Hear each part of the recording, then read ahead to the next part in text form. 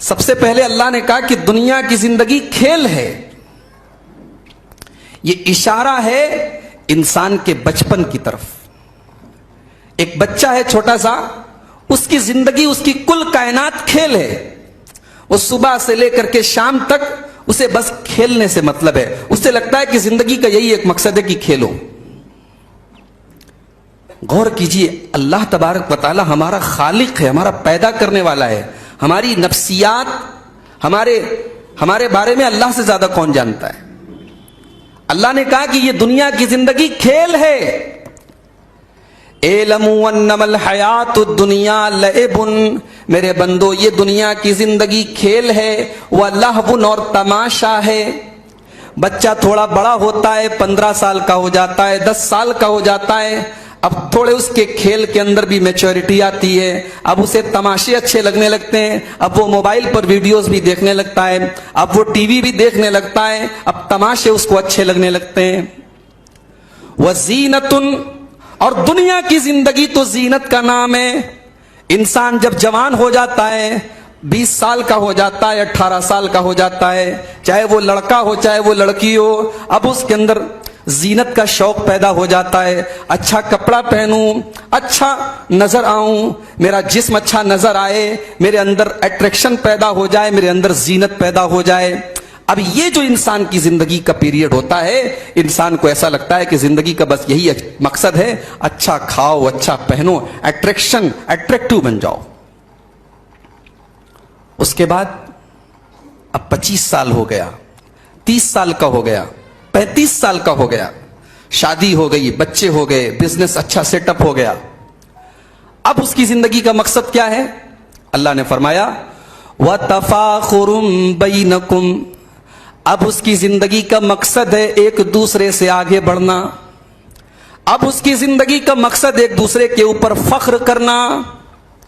اس کے فلاں میرے پڑوسی کے پاس اگر اتنا پیسہ ہے تو میرے پاس اس سے بھی زیادہ ہونا چاہیے.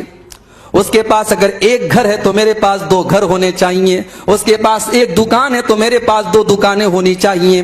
وَتَكَاثُرٌ فِي الْأَمْوَالِ وَالْأَوْلَادِ, پھر تھوڑا اور آگے بڑھا, بڑھاپے کو پہنچ گیا, اب پوتے والا ہو گیا, نواسے والا ہو گیا.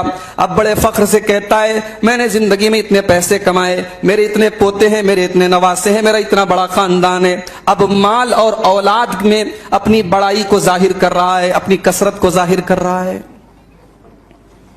یہ اللہ تعالیٰ نے چند جملوں کے اندر پوری زندگی کو بیان کر دیا. لیکن ایک بات پر آپ نے غور کیا کہ بچپن میں بچہ جو ہے وہ کھیل کو پسند کرتا ہے, جب بڑا ہوا تو سجنے سورنے لگا. اب اس کو لگتا ہے کہ میں بچپن میں کتنا بدھو تھا, میں دن رات کرکٹ کھیلتا تھا, دن رات ویڈیو گیم کھیلتا تھا. اب اسے پہلے کی زندگی پر افسوس ہوتا ہے یا اسے ہنسی آتی ہے. پھر جب اور آگے بڑھا, 40 سال کا ہو گیا, تو سوچتا ہے یار میں 20 سال کا تھا تو صرف اچھا کپڑا پہننے, اچھا کھانا کھانے کے چکر میں پڑا رہتا تھا, زینت کے بارے میں, سجنے سورنے کے بارے میں لگا رہتا تھا. اب اسے اپنی پچھلی زندگی پر ہنسی آتی ہے. پھر جب بڑھاپے کو پہنچتا ہے تو سوچتا ہے یا اللہ میں نے جوانی کہاں گزار دی اپنی. جیسے جیسے زندگی آگے بڑھتی ہے اپنے پیچھے کے دور کے بارے میں انسان سوچتا ہے تو سوچتا ہے کہ میری دلچسپی پتہ نہیں کون کون سی چیزوں میں تھی. اللہ فرما رہا ہے میرے بندو, دنیا کی زندگی کے اندر تم یہ سارے کام کرتے ہو, لیکن جب تم اللہ کے پاس جاؤ گے, جب تم آخرت میں جاؤ گے, وَفِي الْآخِرَةِ عَذَابٌ شَدِيدٌ وَمَغْفِرَةٌ مِّنَ اللَّهِ وَرِضْوَانٌ. اللہ نے فرمایا کہ میرے بندو تمہاری دنیا کی زندگی کی مثال تو اس بارش کی طرح ہے. آسمان سے بارش ہو رہی ہے اور زمین سے سبزہ نکل رہا ہے, زمین سے پودے نکل رہے ہیں. پھر وہ پودے ہرے بھرے ہوتے ہیں, بڑے اچھے لگتے ہیں, لوگ دیکھ کر کے خوش ہو جاتے ہیں, کسان بھی خوش ہو جاتا ہے, میرا کھیت تو لہلہا رہا ہے, میرے کھیتوں میں ہرے ہرے پودے نکل رہے ہیں. ثم یہیج فتراہ مصفرا, پھر ایک دن ایسا آتا ہے وہ کھیتی زرد ہو جاتی ہے, وہ کھیتی پک جاتی ہے. ثم یکون حطاما, پھر اسے کاٹ دیا جاتا ہے, وہ چورا چورا ہو جاتی ہے. یہی انسان کی زندگی کی حقیقت ہے میرے بھائی. جوانی میں آپ لہلہاتے ہیں, کسی کو اپنی خوبصورتی پر ناز ہے, किसी को अपने जिस्म के ऊपर नाज है, किसी को अपनी ताकत के ऊपर नाज है। फिर धीरे धीरे बुढ़ापा आता है, दौलत खत्म, ताकत खत्म, इज्जत खत्म, और फिर जब मौत का फरिश्ता आता है तो हम उस कटी हुई खेती की तरह हो जाते हैं। सुम्म यकून हुतामा, कटी हुई खेती की तरह। वफिल आखिरति अज़ाबुन शदीदुन व मग़फ़िरतुम मिनल्लाहि व रिज़वान। मेरे बंदो, तुम दुनिया में जैसी भी जिंदगी गुजारोगे, जब तुम हमारे पास आओगे तो दो ऑप्शन रहेंगे तुम्हारे सामने। या तो अल्लाह ताला का दर्दनाक अजाब तुम्हें झेलना पड़ेगा, व मग़फ़िरतुम मिनल्लाहि व रिज़वान, या अल्लाह तबारक व तआला तुम्हें माफ कर देगा और तुमसे राजी हो जाएगा।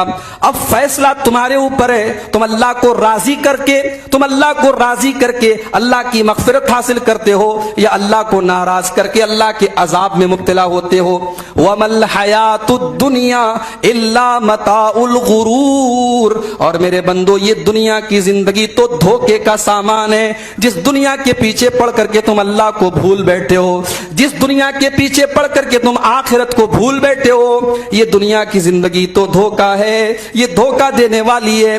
न माल तुम्हारे काम आने वाला है, न औलाद तुम्हारे काम आने वाली है। सब तुम्हें धोखा दे देंगे, सब तुम्हें छोड़ देंगे। अगर काम आएगी तो तुम्हारी नेकियां काम आएंगी, काम आएंगे तो तुम्हारे नेक अमाल काम आएंगे।